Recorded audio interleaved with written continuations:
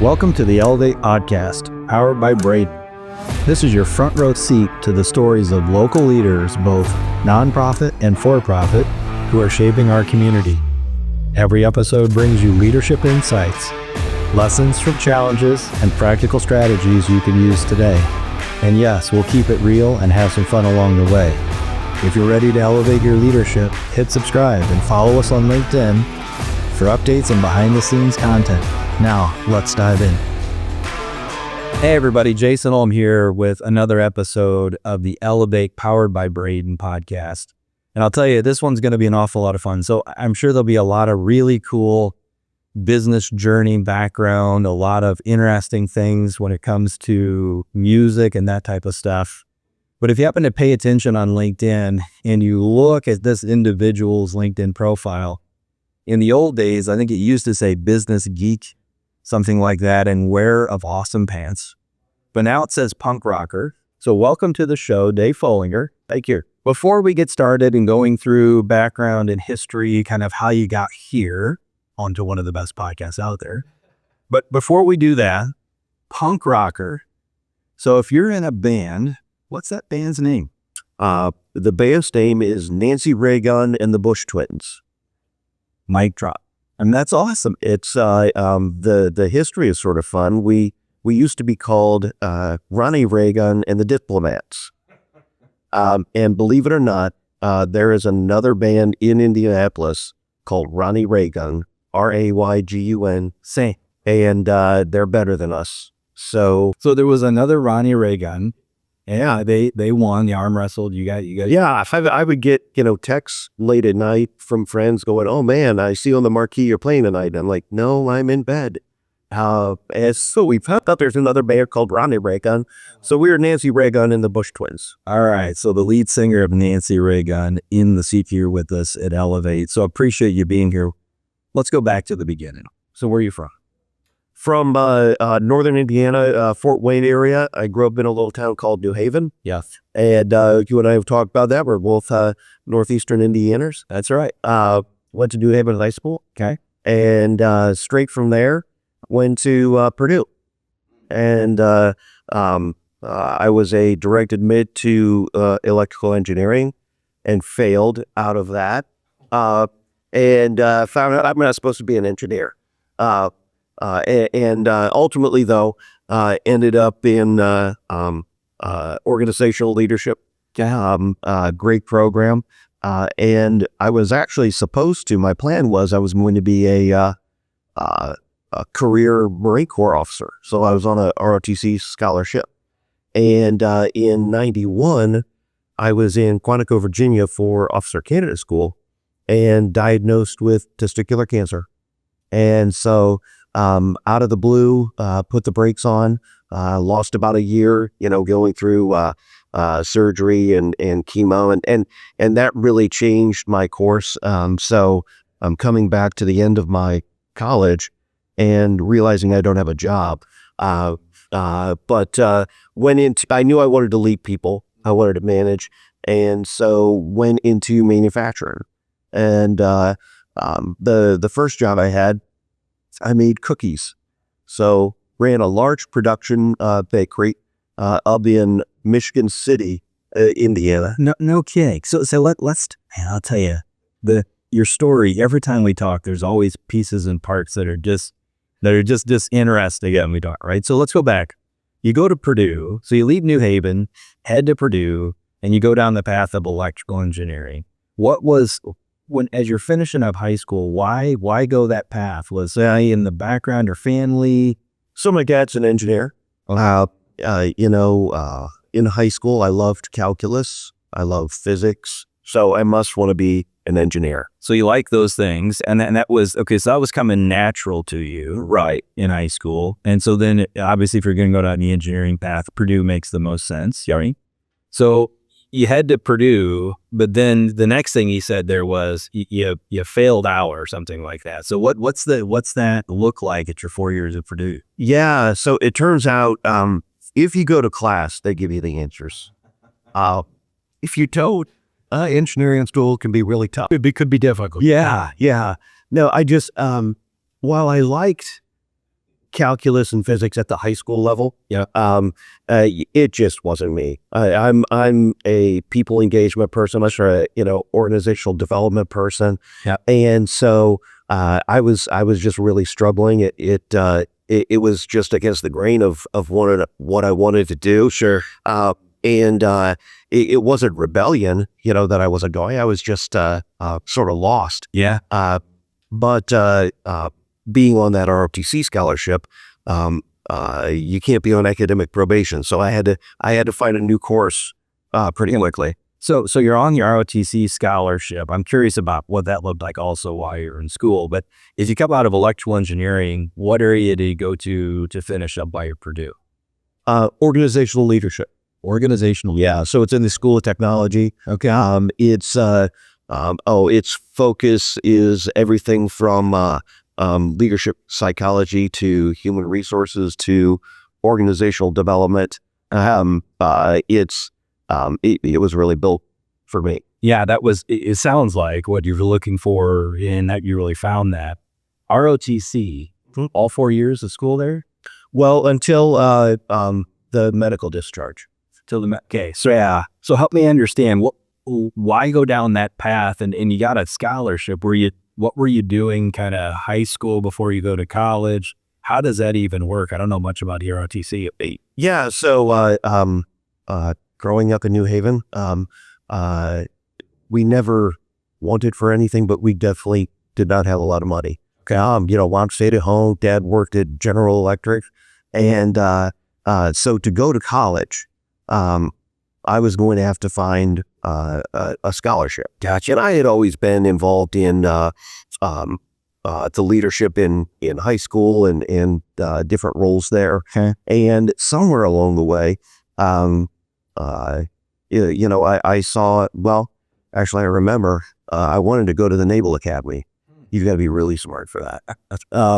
And so instead of going to the Naval Academy, I ended up with this ROTC scholarship to be a Marine Corps officer. Okay, so that was the original. So your original thinking going into school was you like the engineering approach, you're in the ROTC, but your end result coming out of Purdue, what did you think that was going to look like for you? Where were you going to go? Yeah, right now I would be a general of some level. I mean, God, that was the plan. I was just going to be, that's the track you going to take. Go to Marine Corps. Will that be a career Marine Corps? Absolutely. Then, of course, you get kind of throwing curveball. Right. And so, I mean, at a young age, 21, you're 21, right? Yeah. And so, all right, so you go through, you said you kind of lose a year, right? Where you're going through surgery and then chemotherapy and all that kind of stuff. Yeah. Okay, so now you're 22 and going down the path of military isn't going to be in your future. And you said you started baking cookies or something. Well, okay. So, I wasn't worried about interviewing or internships because I had my internships were, summer deployments and things like that. And so as that evaporated, I started to think, well, now I need a job. So sure. In my last year at Purdue, I start the interviewing and things like that. And since I was a little behind my peers who had done internships and things, I landed a job with a company called Parco Foods. Okay. In Michigan City. Yep. And it's not in business anymore. A large production bakery. We made McDonaldland cookies. We made the fresh baked cookies at Kroger that you could get. We made the dough and we froze it. We made these gourmet cookies for Marshall Fields in Chicago. All sorts of things. Yeah. I worked the night shift running a union bakery. So all right. So this is an internship for you? No. This is my first job out of school. So I graduated. That's my first job out of school. And so you're running the night shift. Yeah, working with people. You're a reasonably young kid. How do you like that environment, working with folks? Are you thinking this is a career, being a leader? What are you thinking in that first role? Yeah. So the night shift and the cookies, not so exciting. the people leadership, I knew, yeah, it's what I needed to do, right? Whether it was troubleshooting through the night and working together to get production up, whether it was just dealing with the drama that putting a whole bunch of humans together can create. I had a flair for it, and I definitely, I didn't see, I want to be in manufacturing forever, or I want to be in the baking industry forever. Yeah. But I knew this was the best way to step into people leadership, outside of the military. Okay. So this is your first role, people leadership. Again, definitely not maybe not manufacturing. Cookies weren't really the thing. Although I wouldn't mind having a night shift, making cookies and sampling some of those things. A lot of cookies. I want to take. All right. Okay. So you're now working at the cookie place and you're in leadership, working night shift. What comes next? Where do you go after that? Yeah. So, I actually got a call from a headhunter. Okay. And a division of Sony called DADC had the largest seeding manufacturing facility, and it was in Terre Haute. Seriously, would have thought. Yeah, exactly. Connected to Columbia House, if you remember the old Columbia House. So CD sounded way cooler than cookies. And so I interviewed and went to go work for Sony. Okay. At that plant, they made, I don't know if you remember, the large 12-inch laser disc. Oh yeah, sure. Okay. CD-ROM had just sort of exploded, and Sony got the contract with Microsoft. Okay. So, I mean, it was just boom. Yeah. And then with their connection with Columbia House, they were several different labels, set audio through there. I got to be there during our launch of DVD. Also, the very first DVDs came out of that plant. No kid. PlayStation, it launched while I was there, and short-lived mini disc. So I got a chance to be there at a pretty exciting time. Sure. All right. So you're working at Sony. That's like kind of the first time maybe tech and those types of things. The role, was it leadership? Was it a management? It was production management again. Okay. So it's very similar role to what you pay for. Yeah. But cooler industry. Yeah, cooler industry, leading the team. All right. So you work through that, you finish up. Where's the story take you next? Yeah. So while I'm there, I wanted to start on my MBA. Okay. And so again, I was still on the night shift, so I was able to sort of burn the candle at both ends. Yeah, sure. And started grad school. Same. And did that for about the first year of grad school. I was already married at the time. We got married a year after I was out of school, and Kate, my wife, was an accountant, is an accountant, and got recruited by Ernst & Young. Okay. That was a really good job for her. Yeah, right. And that took us to Indianapolis. Okay, so she's at EY. You're still working. I'm still at Sony. Yeah, but the job for her was good enough. Yep. And so I took a job with a small recruiting firm called the Morley Group. Okay. And I wanted to develop my sales skills, and it was definitely a eat what you kill, and so I had to find the clients, I had to find the applicants and get it together. And of course, there was a big team. We all shared together, but I had not been exposed to developing client relationships or anything like that, and did that until one day a guy walked in and said, "Hey, who works with contractors?" And I needed a client, so I said I did. Mm-hmm. Sure, why not, right? Of course I do. Yeah.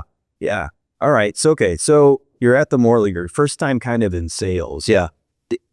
given what you said about leading people and working with people, how did you like the sales aspect? Did you like that? Did you like it now trying to find new clients, understand what they need, right, and then find the right people and put them together? Yeah, it was an awesome, refreshing, different perspective. Mm-hmm. And I don't know if I just I don't know if I have ADHD or something, but the discipline of sales. I mean, good salespeople that just work the system over and over. That's impressive. Yeah. I enjoyed it, and then I used something, wanted to do something else, and that's been sort of my nature. But it was refreshing, and I did enjoy engaging at that level. Yeah, I think it's interesting when you go back and look at people's careers, if they haven't been in sales, if they get a chance to do it at some point, they get a little bit more a newfound respect. You mentioned like the folks who work this says, oh gosh, or yeah, you have a bit more respect for individuals who about to do that. But it's not for everybody. Right. It's not for everybody. And so somebody walks into the office who works with contractors. Yeah, I said, I do. And the receptionist looked at me like, no, you don't. Yeah. But I give you the client. Yeah, sure. And his name was John Laurie. And yes.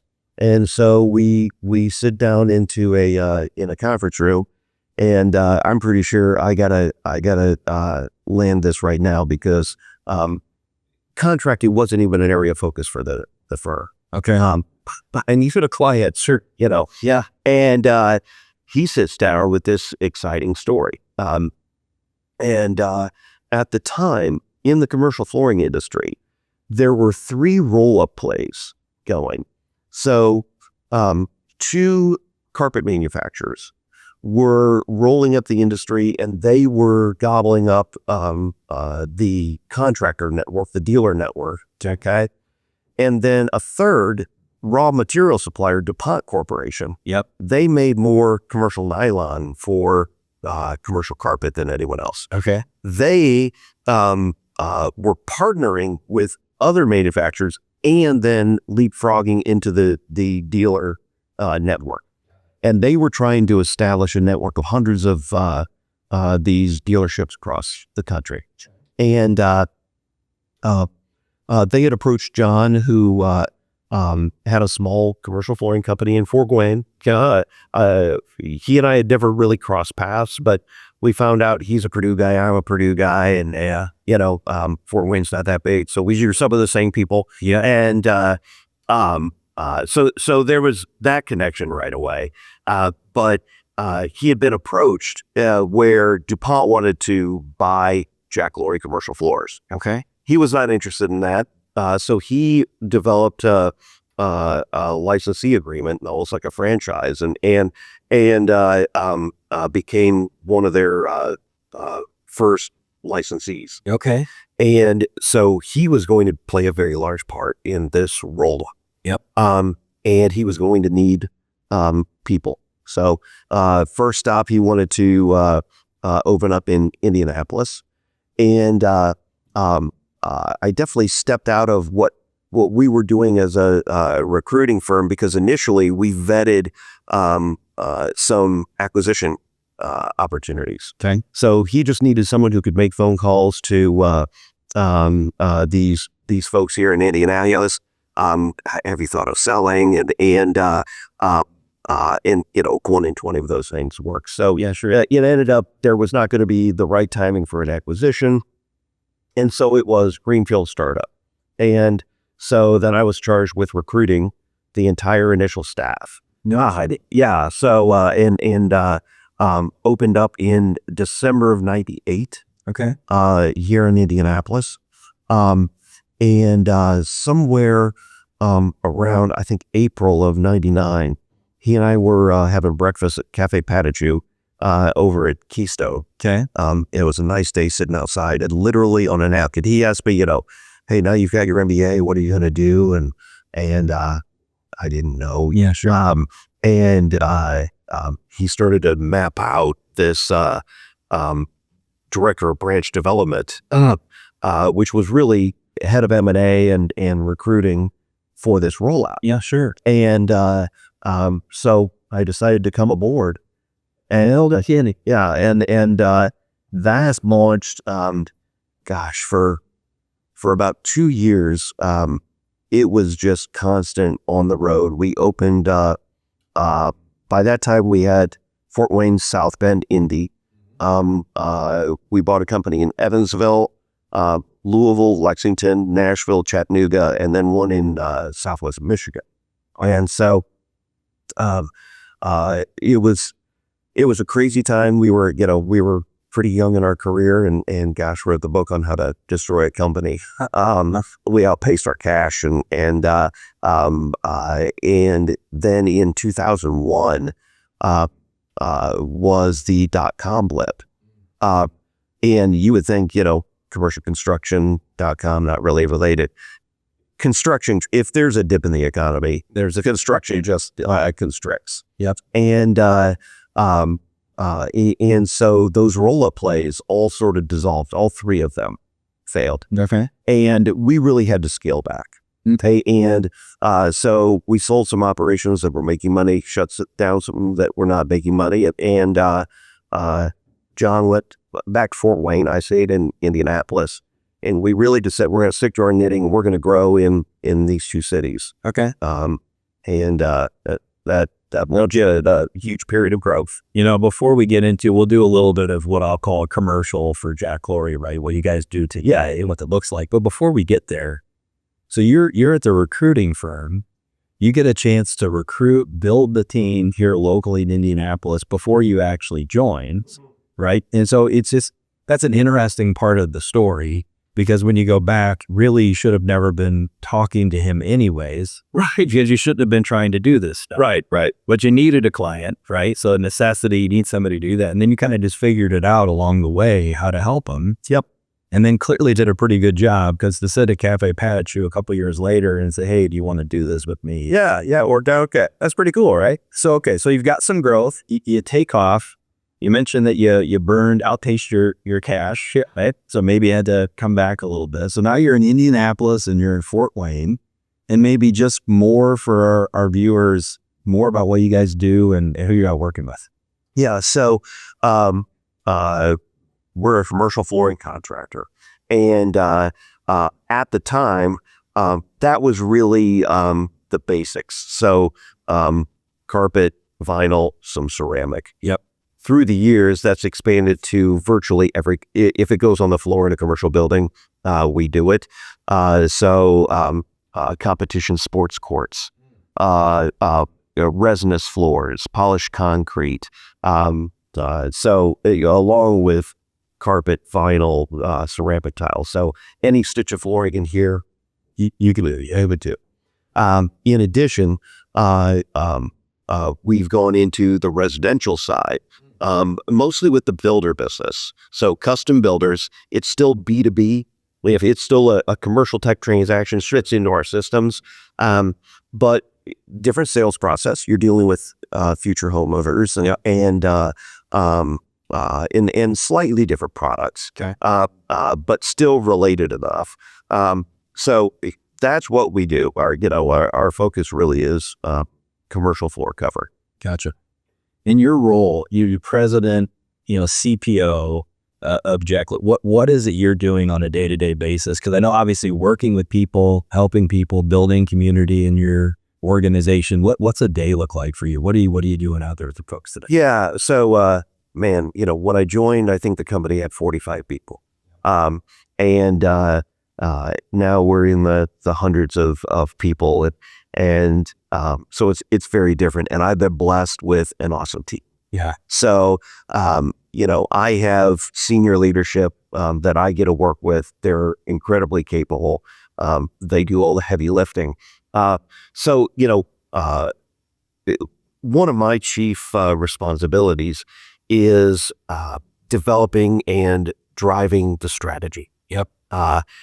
And while John still is very active in the business and acts truly as a visionary way out there, I've got to build a roadmap on how we get there. And even more importantly, accomplish that by building the culture, driving our core values. So it really is setting a playing field for folks to thrive and succeed. Yeah. I still have the tendency to, want to become that frontline supervisor again and swoop in. I try not to do that. Yeah, sure. Because, my folks they're just awesome. Yeah. My job is to set the playing field and make sure that we stay within those guardrails of our core values and our culture. Yeah. What a great role. Let's talk a little bit before we get into community. Let's talk a little technology. Yeah. Right. So I get a chance, and it's a really awesome opportunity to talk to all different types of businesses, for-profit, nonprofit, in all different areas. And so in all different sizes. And technology means something a little bit different in every area. And so obviously from a flooring perspective, you guys are out serving B2B. What's technology look like for you guys today? And are you seeing anything that is maybe going to change the way that maybe you're interacting with clients or how you're driving better service? What's going on in tech? Yeah. We really think that technology will be our competitive differentiator. Our industry is not overly high tech. Literally, someone with a van and a clipboard can compete with us. If they can get the right price, they can compete with us. And so it's not an overly complex industry. Okay. But we've got the resources to invest in technology. So how do we enhance the productivity of our folks, be able to get twice as much by automated workflows and different technologies like that? How can we make better decisions through business analytics, incorporating AI? And so we actually, it's rare for our industry. We have a head of IT that is not just like in most companies in our industry. IT would just make sure the computers work every day. Sure. Okay. And they would know to call Braden if the computer doesn't work. But Ed on our team, not only does he oversee the staff that does that, but he's responsible for our technology transformation. So he's working with the other leaders on where can we leverage technology to change the way the income statement looks to, and that's something that we're not going to figure out a better way to install ceramic tile. They're installing ceramic tile the way they did in Rome. Later day setting, right? Yeah, sticky stuff, rock on top, and that's about it. Yeah. So, and I don't mean to downplay that. There are definitely tools and equipment that we look at for productivity on the field. But what's really going to leverage things is if we can figure out how to make our folks twice as productive. Yeah. So how does our sales force leverage technology to get to the decision maker quicker? Is it through these subscriptions or is it through, something that we develop? And how can we make the sales process quicker and easier for our customers? Sure.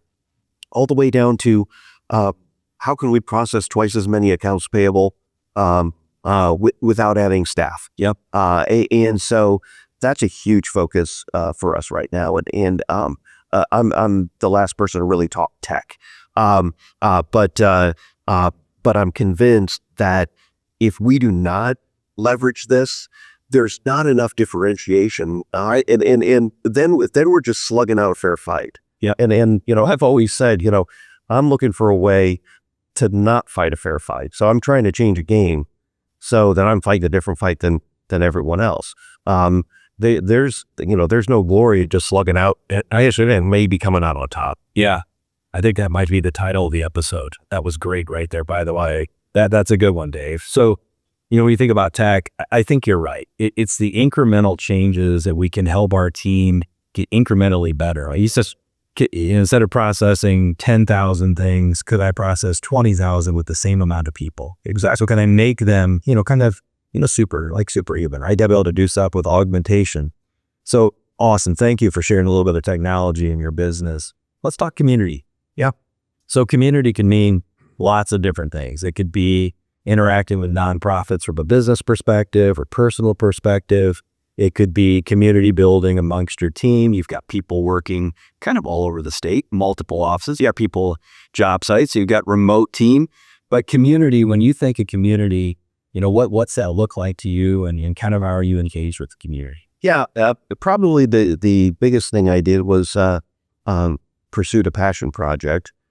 In 2020, I started a company called Rock Garage, and we started the episodes talking about my band, right? But Rock Garage is a music program here in Indianapolis, in Castleton. Is membership based, where people pay a membership, and they work with our staff of professional musicians. We put bands together. So bands don't come to us, individuals come to us, and we put bands together. We have all the equipment, all the backline.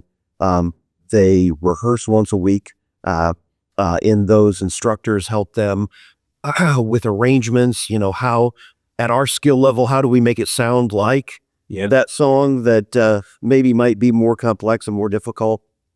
And then as quickly as we can, we get them out playing live. That's awesome. And so we have 3 to 4 shows live a week here. We have over 40 bands right now. So not every band plays every share of it. What we anticipated when we opened it, well, first, January 2020, great time to open a company that requires humans to be very close together, singing, skidding, and, all that kind of stuff. So that was that's a whole episode, just navigating COVID in a startup. But we made it through that. And the bands that we put together, we anticipated this would be, it was going to be a school of rock, but better.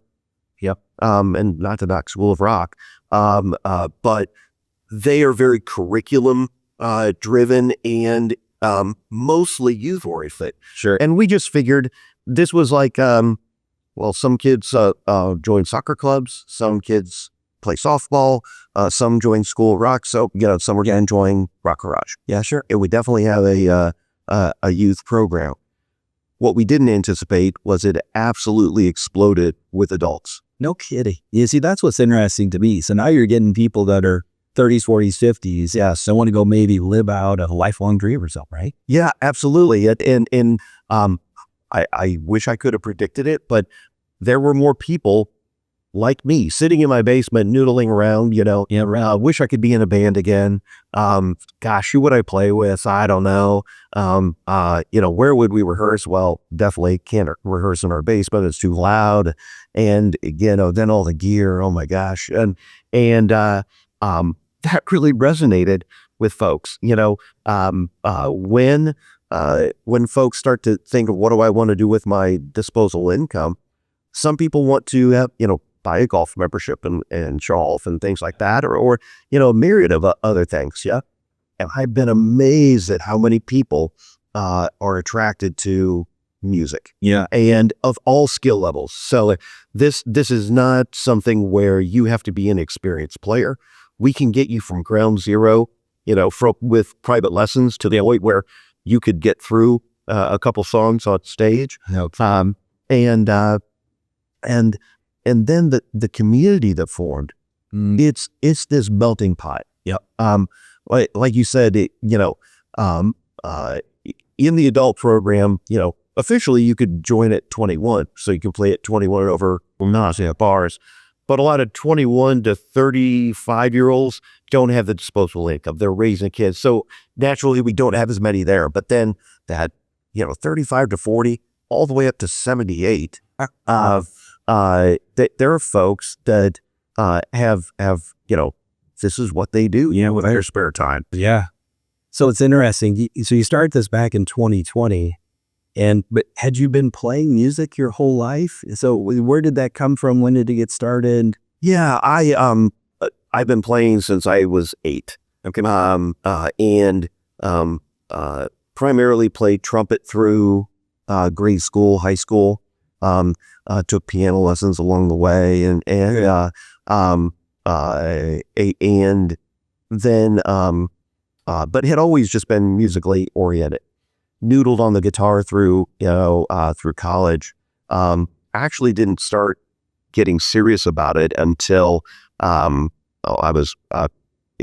we had kids and but again, I was never, in my adult life, I wasn't playing in a band anywhere. Sure. But got better, and just started to make connections in that scene here. Yep. And it evolved to this. Well, I mean, at some point you can play in your basement a little bit. You could play on stage at church. Yeah, it's a chance to do that. But other than that, you don't really get a chance to go and play somewhere in front of people.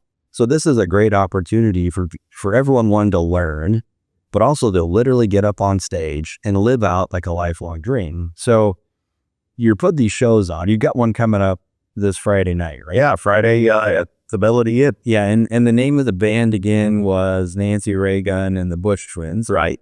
So I'm a little bit curious. We knew you had to change the name of the band, but where in the world did you guys come up with this? Are you guys sitting around as a group to come up with a new name? How'd the name come out? Well, yeah. So the original bass player in the band wanted to start a all originals punk funk or funk punk. He liked to play funk bass, and he had the name of Ronnie RayGun and the Diplomats. It was just, he had it in his head. Yeah. So that's how that started. Yeah. And then as we heard that there was this other Ronnie RayGun, well, he and the drummer had been in a band called Einstein and the Positrons, and we were going to evolve into that. Okay. And if you get on Facebook, on the Nancy RayGun page, you can see this clip where Nancy RayGun was born. But we're playing a show, and I say, hey, I need to let everyone know this is our last night as Ronnie RayGun, and from this point forward, we'll be known as. And I had this pregnant pause, for dramatic effect. Sure.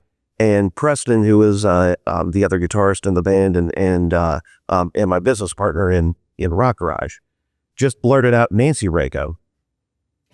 And I sort of chuckled and looked at him, like, hey, I got the mic here. Yeah. And I said, what? Yeah, and the Bush Twins. And then right there, I mean, it's on video on Facebook. It's like, oh my gosh, that's amazing. We should do that. So that's how it was born. Yeah, some of the best things happen just like that. And so last question on the band stuff. Are you guys playing covers? Are you writing new music? What's it look like for you guys? So Nancy RayGun is exclusively originals. Okay. We're finishing up our first album. Hope to have that released in March. And so, that's an exciting time. We'll get that out of the streaming services. I'll probably have to go on a world tour or something. Yeah, it'd be crazy. Yeah, fans and operas. We complain if we have to play past 10 p.m. So I don't think life on the road is for us. But we've played covers here and there, Ramones covers, Misfits covers, to sort of fill in. But really, our sets are all original. Yeah. But at Rock Garage, it's mostly cover bands. So people get to say, I'd love to play this song. And everyone in the band, if there's 5 people in the band, every fifth song is something that you wanted to play. Right. Yeah. And so it's mostly covers, but it's been neat to see some of the songwriting that has come out. I don't think we have any other bands that are exclusively originals. Okay. But we've got a handful of bands that have written originals. That's awesome. I mean, what a cool, you mentioned as a passion project. Right. But a great opportunity for others. And I guess I wouldn't have thought of it as well that people that, my age, for example, that haven't really played. I love music. I love going to live shows. It would be great to get up on stage. Why don't they have you on stage? I don't even know how to hold a guitar, right? I mean, so I'd have to learn somewhere. But that would be amazing because you watch all these people from shows and you see them up there and they're just, to have somebody sing your song, back to you, for example, that would be really cool. And so, for the right people, I mean, I'm sure it feels like a hole in one or something like that. If music is your passion, it's amazing. Yeah. it's amazing for us when we have originals, and the crowd is singing Basher. That really blew me away, the first time that happened. And then just the group of people, we've got all walks of life, all skill levels. So there's a band that is playing up there. Maybe they only know 2 songs. They're only going to play 2 songs. That's it. Yeah. And they're not awesome. Yeah. They get off stage and everyone's high-fiving them like they're Bon Jovi. Yeah. It's truly the rock star experience, and everyone is just so selfless. Yeah. In it. It's a cool community. Right. And that's what's made it even, more than my personal passion for music, but to see then what it does for other people's lives is, that's been incredible. What an amazing story. What a great journey from ROTC, all the way through to working on the cookie line at night, getting yourself into Jack Laurie and meeting somebody and working with them, even though you probably shouldn't have. Yeah. Right. And then starting a fashion project. It's really creating a community around Indianapolis and giving them great opportunity. So maybe before we close out, it sounds like you have a lot of fun, right? Yeah, so it sounds like you get to have a lot of fun.